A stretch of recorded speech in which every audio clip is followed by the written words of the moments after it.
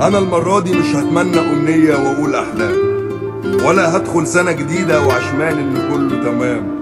انا هدعي واقول يا رب عدي من اللي فات في الجاي، وهشرب شاي وانا ساكت وبتفرج على الايام.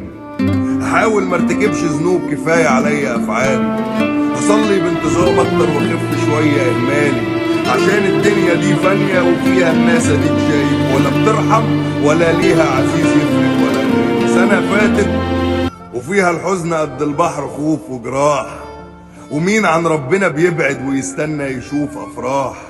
بقينا بنجري عالدنيا كأنه مخلدين فيها، محدش خد معاه حاجة ولم عزاله وقت ما راح.